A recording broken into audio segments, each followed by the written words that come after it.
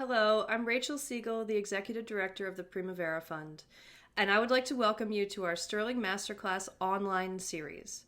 We've had to go online in response to the COVID-19 crisis, but we're very excited to be able to bring you this content in your homes every single week. So please check back for a new video on a new topic every Thursday at 4, and stay safe.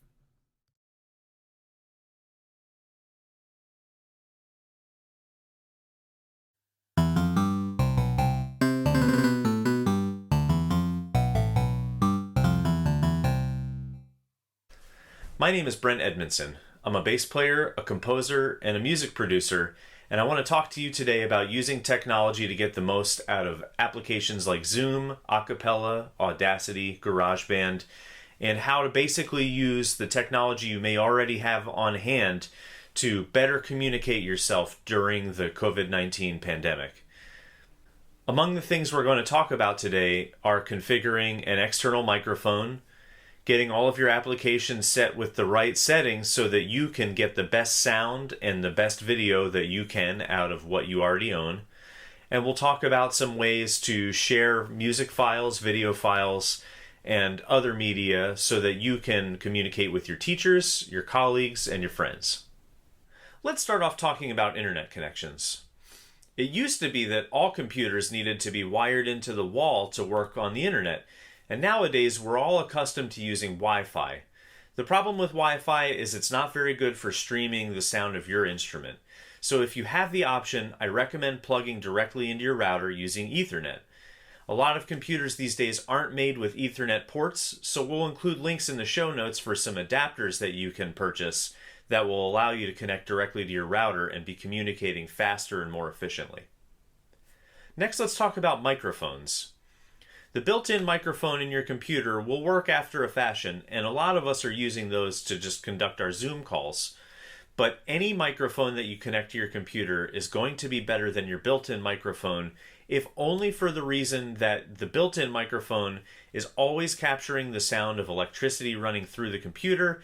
It's capturing fans, hard drives, not to mention those annoying pings from your email client every time you get a new email.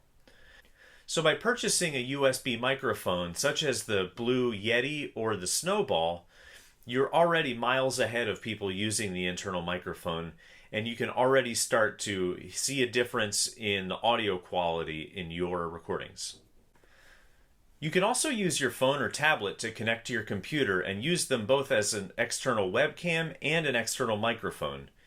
While the camera and the microphone are likely better than those built into your computer, the one issue that comes from this is that phone audio is meant to be compressed. Anytime you're on the phone, anytime you're recording a voice memo, it's filtering out most of the sounds in your environment. And unfortunately, those algorithms are made to target musical instruments just as they are keyboard clicks and other noises like that. So it's very important, if you're going to record with your phone at any point, to use something that's musical in nature, such as the Music Memos app, as opposed to the Voice Memos app. Another strong recommendation I have for any microphone that you end up with is getting a mic stand. My preference would be one with a boom that allows you to swing the microphone closer to your face. This will allow you to use the optimum distance from your mouth that the microphone recommends in its manual, and this will also allow you to push it out of the way when you need to do something with your hands or something that requires more motion, and you don't want to have a microphone in your face for that.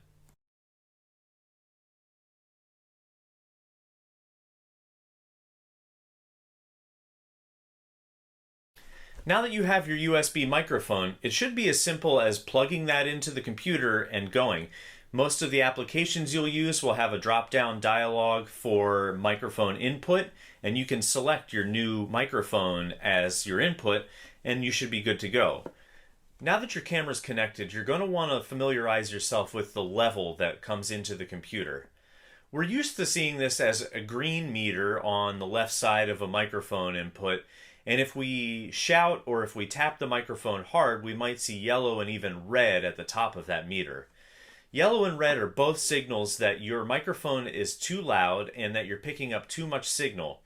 If we go into this too deeply, we're going to get distortion, we're going to get clipping, other things that are undesirable in our audio. So it's very important to try to maintain a maximum level of 75%, which is sometimes also represented as minus 6 dB, which is saying negative 6 decibels. That's a recording term that you don't really have to understand, but if your meter does display that, that's the target, minus 6 dB or 75%. Stay out of the red. Another thing I want to talk about is the room that you're recording in. You can see behind me that I'm in my studio right now, and one of the things I've done to my studio to make it suitable for recording is putting a lot of foam and a lot of fabric in here to dampen the reverberations from the walls and the other surfaces in the room. If you're like me, you're a classical musician who's spent your entire life looking for great resonant spaces to play in. I love playing in churches, in large wooden rooms, recital halls, and these are all meant to be reverberant and have echoes and reflections off of all of the surfaces in the room. But that's very bad for recording because it makes your sound take up a lot more space in the mix that you're trying to create. So the important thing is to try to fill the room that you're in with as much fabric as possible. So you could store towels, blankets, and things like that in the room, and that'll help offset some of the reverberations that you're going to want to filter out. And later on, we can add those reverberations back in using something like reverb or delay or echo to fill out the sound again and make it more full. But that's better done in the computer than it is in the room. The last thing I want to say, watch your camera angles. A lot of us are used to filming from below because if our laptop's sitting on our lap and we're pointing the webcam up, we're getting this part of our body. And most of us aren't graced with a beautiful under chin. So the best thing you can do for your camera angle, if you're recording off of a laptop, you can put some books and other things underneath of the laptop to raise it up. And just try to aim for the camera being at eye level or slightly above and pointing down. That's going to give you the most flattering angle, and it's going to refrain from having people look up your nose, which I've found is a pretty strong professional move. 2 more quick notes for you. Try to get the lighting in your space to be facing you and to be pointing at your face, rather than having light behind you, which is going to make you look like you're in shadow. And finally, anytime you're recording, close all other internet-dependent apps. Not only will it speed up your connection, but you'll avoid having all those email dings and other sounds that you don't want in your recording. Let's now turn to Zoom and examine some of the settings that you can use to optimize your output and maximize your satisfaction with using this platform. I've already clicked on the settings icon, which is in the top right corner of the Zoom window, and right now we're looking at the audio panel of that settings page. The first thing you're going to want to do is set up your speakers. If you don't have external speakers configured, what you're going to see is built-in output, internal speakers, or you might see something that says same as system, which is equivalent to selecting the built-in output.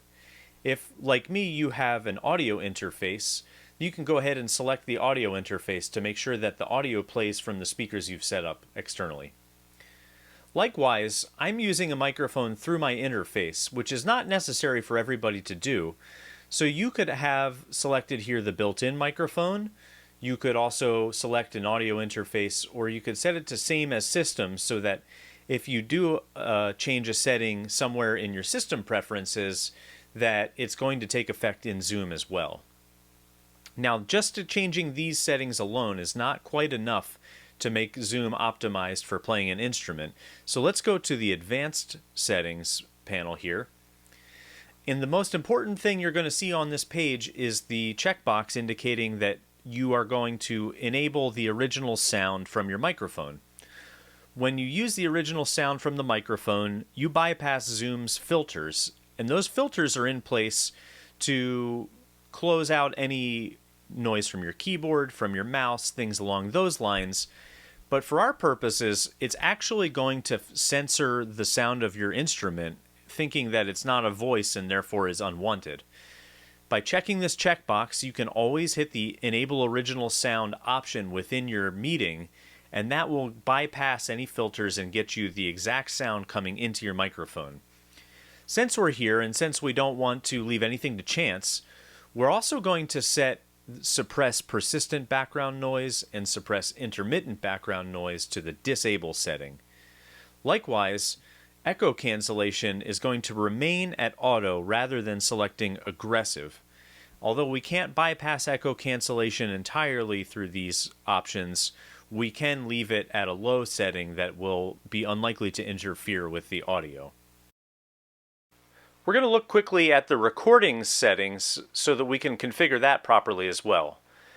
So the first thing you see is an option to choose where your movies are stored, and I currently have that set up to save in a Zoom subfolder within my Documents directory. You could choose anywhere you like on the computer. There's a checkbox here to separate audio files for each participant, which could be very useful if you're using these recordings to build a track out of. And there's an option to optimize for third-party video editors, which will allow you to easily export to iMovie, to YouTube, other places like that. But it will also result in a larger file size, which can be disadvantageous if you have a small hard drive. So make sure your recording settings are configured correctly before proceeding on to the next section. I'm going to go over here to start a new meeting. And now we're going to select Join with Computer Audio. And up here we have our option to turn on the original sound, which is going to again bypass Zoom's filters and give us the best direct line from the microphone into the computer. Down here we have the record option. If you are going to record yourself playing in a lesson, it's important that you start the recording process yourself rather than having your teacher do it. By selecting record yourself, it's going to focus on your video, so when you watch back, you won't cut to a lot of your teacher sitting there moving around in their chair, because every time the camera senses noise, it's going to redirect to whatever was making that noise. So by starting record yourself, you're going to get the most of yourself in the video, and that's very important.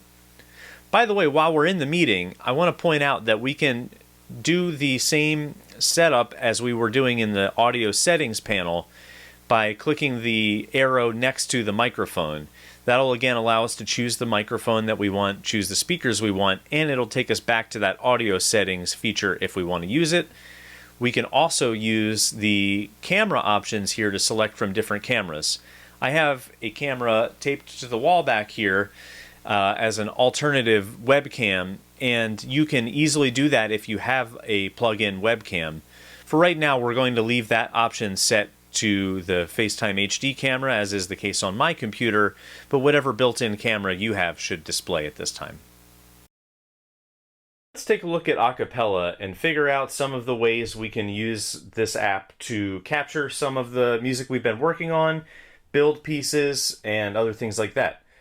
So we're looking right now at the home screen of the app, and we're going to click on the little microphone icon at the bottom, and that's going to bring up our current project. If you don't have a project, it'll give you some options to start one.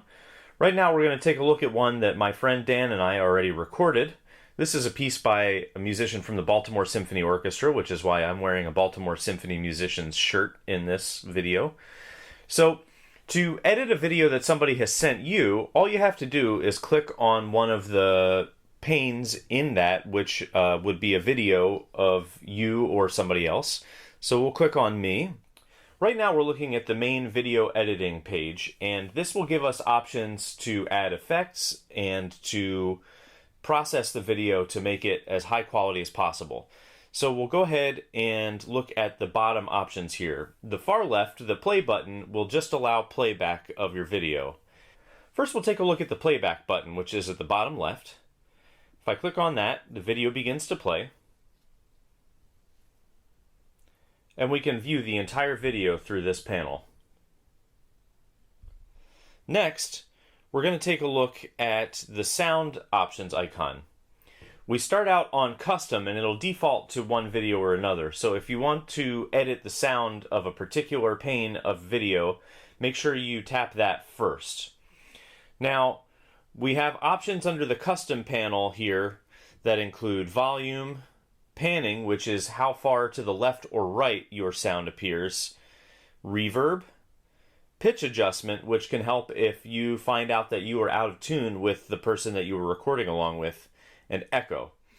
Now, I don't recommend adding reverb or echo to your recordings at this stage because it doesn't quite handle these things the way I would like.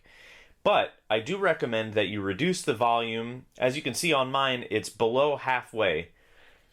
And I also really like to separate my videos left or right a little bit so you can hear that there are two people playing, and it helps with the clarity.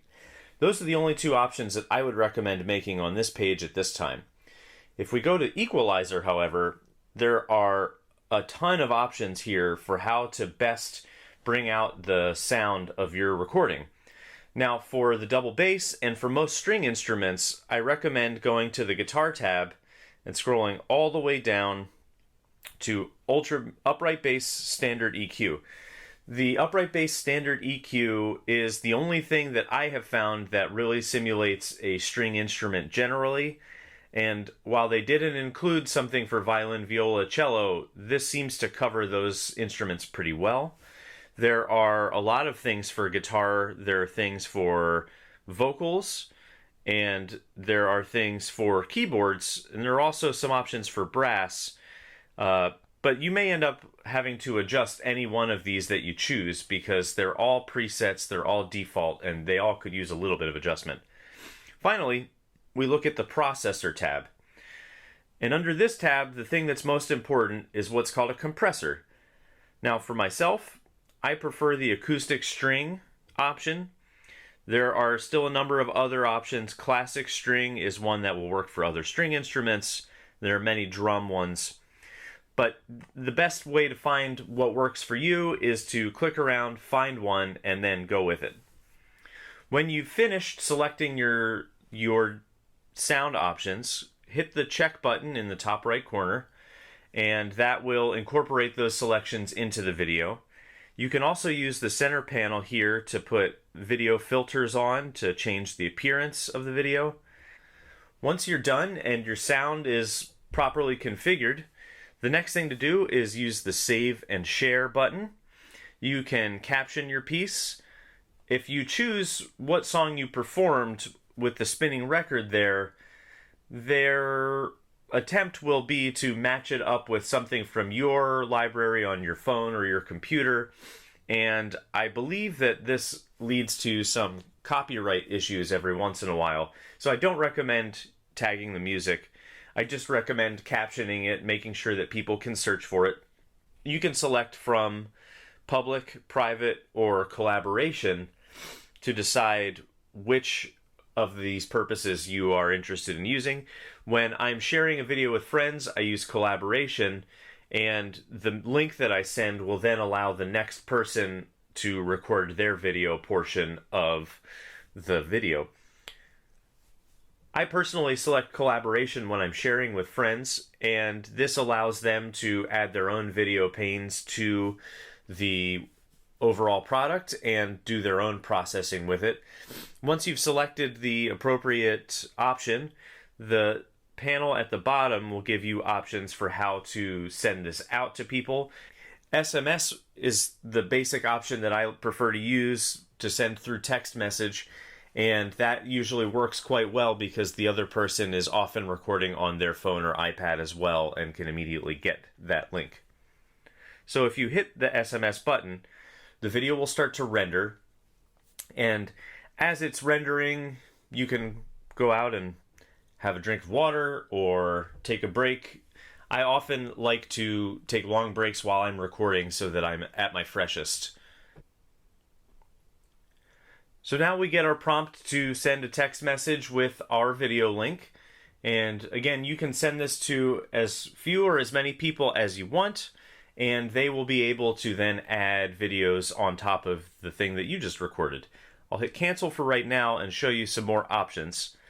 Once the video is done, you have an option to save audio file. That's very important because we can take these audio files, plug them into some of the other programs I'll tell you about, and edit the audio, make them a little cleaner sounding, get rid of any noises that you may have accidentally inserted into the video when you bumped the music stand, that sort of thing. and add things like reverb and other niceties to make the video sound as good as possible. And we have options again to share the video through a variety of sources. When you're finally finished with the video, you can use the Save and Share panel to upload directly to YouTube, TikTok, Twitter, Tumblr, Facebook, a variety of apps that are all attached to it. And this is how you're going to ultimately get the video out into the world. You could also save it to your camera roll and then use that to upload to places like YouTube and the like. One thing you'll notice if you're exporting from Acapella is that the file format, M4A, is not compatible with the Audacity program. There's a very easy workaround here, which is using Firefox. I'm going to simply Google convert M4A to WAV, and I get a host of websites that come up and work for me to convert my file types. So I can just drag my file to this website, which is called Zamzar, and it's going to convert that M4A file into a WAV format. I hit convert now. It's working through the process. And when that's finished, I'm going to have a file that I can then download and drop right into Audacity. So I'll get that back up. I'll drag this up. And now I can edit my file. So I can trim off the beginning parts of it when I was putting the recorder on, walking towards my instrument. I can record the end when I've finished and I'm walking back to the recorder to turn it off. And now I have something I can very easily work with.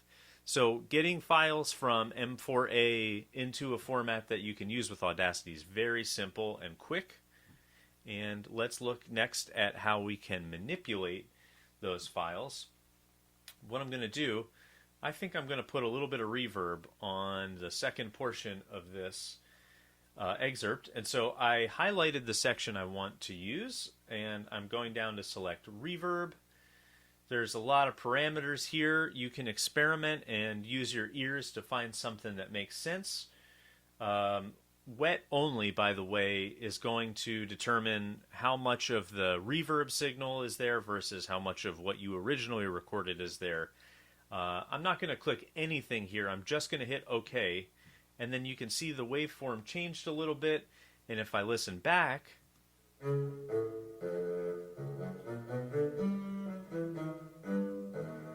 now we hear a lot of space, like I'm recording in a much larger room than I originally recorded in. And the room being my living room, of course, just doesn't have that beautiful concert hall acoustic that I wanted. So the next thing we're going to do, we're going to take another little chunk here and we'll throw a different effect on that. Maybe we'll do some EQ. If you listen to your recording and you decide that the high stuff is a little too high, you can just roll that off using these sliders. They're arranged from low to high, so you can kind of do this a bit intuitively. And let's say we heard a car driving by during my recording and it had a kind of a low rumble, so I can also roll off some of the lower frequencies here. And when I do that, that's going to process the recording there. And if I go back to the beginning and listen a little bit, and now I have a different EQ setting on my track. So finally, let's go ahead and export this new track with its new effects.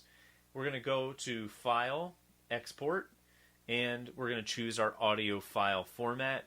I like to use MP3s to share with my friends, and I use waves to share with professional people. If I'm going to upload my playing for a lesson, I'm probably going to use a wave file because it's going to be closer to what I originally played.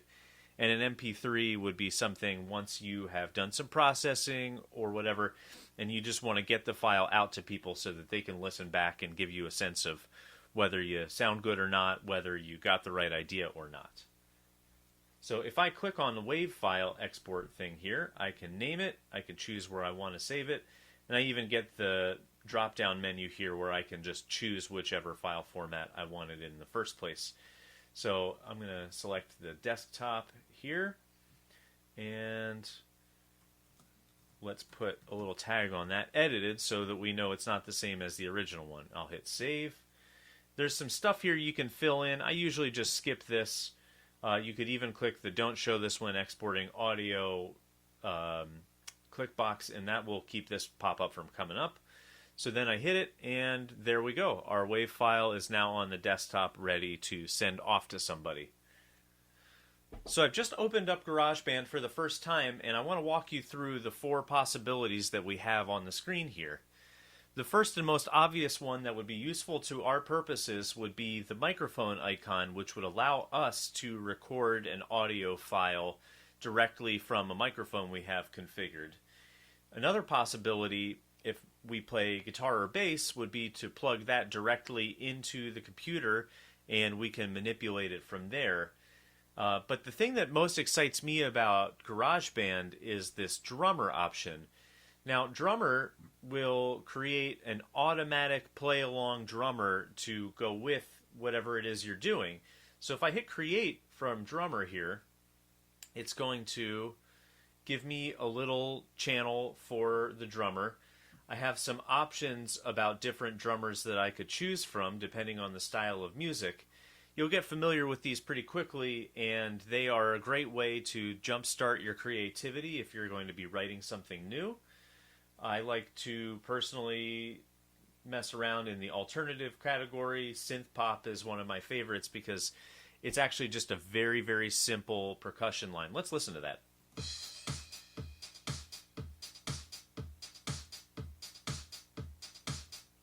It's really just bass and snare, and whether or not I'm playing along with Mozart or Stravinsky, something like that, having a solid, steady beat that's very clear and requires very little effort from myself to continue on is one of my favorite features. Now, most of our practicing isn't going to be only 8 bars long, so if we want to add more material, we can choose the top option here, which is looping, which will just create an identical loop of the same music. Or if we extend that track out, then the drummer will automatically write new music to fill in the amount of space that we enter in here. That's one of my favorite features. And down here, we can choose from some different presets in terms of how the music will sound. And this XY axis here will actually, in real time, change the volume level and the complexity of the drum beat that you're keeping along with yourself. And these icons here allow you to choose some of the instruments and some of the timbres that will go along with this drum beat. You can choose how much fill material, whether the 8th notes or 16th notes swing. All that stuff is located right here. This is an amazing rhythmic tool that anybody can use to enhance their own rhythmic understanding or to just create a new track out of the clear blue sky. So the next thing we're going to do is add a track to our song here. And in order to do that, we're going to go up to the track menu and select a new track. And this time, let's select the microphone to get some audio going. Now we have an option about which input we want. If you don't have an interface connected, if you're just using your built-in microphone, it'll give you that option. And if you do have something more sophisticated in place, then you can select from the range here and choose which one. Now, this single circle here is what happens when you are just recording with one microphone. If you have 2 microphones together, you can record in stereo, which is what this thing that looks like a Venn diagram is indicating. But we'll leave it on input 1 for now and go ahead and create. I should say that this checkbox, I want to hear my instrument as I play and record, is very valuable if you want to use a click track, if you want to play along with your drummer that we set up, or if you want to play along with another instrument. But it is going to require that you connect headphones because you don't want to hear a click track playing back as you're recording because your microphone will capture that click track and it'll be burned into the audio forever. So right now we're going to click create, and that's going to give us our audio track. So in order to make that happen, I'm going to first connect some headphones. In order to begin recording, I'm going to select the Audio 1 track that we just created. I'm going to go up to the recording button, and if I hit that, it's going to give me a count off, and then it's going to start recording. Right now, what it's picking up is my voice as I'm talking to you, but this will obviously be your instrument when you go in to do this. When you're done, you just hit the space button, and then your audio track will be preserved here. You can loop it so that you get the same thing repeated identically over and over and over again. It's really helpful if you're building a song out of these things. If I drag out, we're just getting whatever was left after I hit the space button. For right now, that won't be of very much use, but later on down the line, if you wanted to cut this up and use little bits and pieces of it, that will come in very handy. Now, I realize that the display here can look a little bit intimidating. We've got things like noise gates, we have recording levels, all that sort of stuff. And this very scary compressor EQ sends thing couldn't really be much less helpful. What I want to make sure that you understand is that when you're looking at recording levels, and that really corresponds to how high each peak in this waveform is, we're always looking to the meter on the left side to make sure that we never go into the red zone and we go into the yellow zone as little as possible. As long as your audio stays green, you basically have a good recording coming out. And if you go beyond that, then we get things like distortion and all that sort of stuff. So always try to set your recording level a little lower than you think it might need to be, and that will help ensure that you don't get any distortion or unwanted sound in your music. Now that I've recorded something in my Audio 1 track, I have access to a couple options for how to process this. If we look down at the bottom, we have a track option and we have a master option. And among the master option, we have a bunch of plugins. And plugins are where audio recording really gets fun. You can add on funny effects like a phaser or flanger, chorus. These things can change the way that your instrument sounds once you've recorded it. But you can also add things like reverb, which, as we discussed before, really helps to add a sense of space and a sense of depth to your recordings. You can also add echoes and delays, things like that. You can run your instrument through a guitar amplifier and add more effects that way. Really, what we're going to focus on today is reverb. So if I hit the Space Designer option there, I can look through a whole bunch of presets and find some spaces that might be fun or might make my instrument sound better. There are a whole bunch of rooms, and they are labeled according to what sort of instruments they usually are used for. But then you also get things like a villa bathroom if you want to have something that's very echoey. You have a villa office if you want a stone office sound where there's a little bit of noise in the room, but there's also things like desks blocking the reverberation. Really, when it comes to reverb, just use your ears and come up with something that makes sense and sounds good to you. If you use the warped spaces options or the warped effects, you can get some really interesting things that aren't necessarily musically useful, but can be very interesting if you are going to be building a song. So finally, it's time to export from GarageBand. So I am going to go up to File. I'm going to always make sure I'm saving frequently when I'm using this stuff, because if your computer crashes, it's very hard to get back what you lost, and you might lose something forever. So as I'm saving as, I can also go up to share, and I have options. I can share my song to iTunes. I can upload it directly to SoundCloud. I can use AirDrop to share it to my devices. I can use Mail to send it to my friends. Or I can export the song to disk, which is what I'm usually using, and that's going to create a new file of this song. And once I have that file, I can go and do whatever I want with it. So again, we're looking at the choice between several different kinds of audio. MP3s are for sharing with friends and casual things. WAV files, that's a much higher quality level, but a much bigger file size. AIFF files are similar to WAV, they're big. And AAC, that's an Apple lossless format. It's similar to MP3, but it's really useful only if you're sharing from a Mac to a Mac. So if I go ahead and hit the export button here, let's name this Demo Song 2020. I can hit the export button. It'll process my track for me, give me the song at the exact length that I want, and that will be wherever I saved it. I hope this video has been useful to you, and I wish you luck in all of your recording and performance endeavors during the COVID-19 pandemic and beyond. Thank you to Rachel, Kenny, and the whole Primavera Fund team for inviting me to do this project, and good luck out there.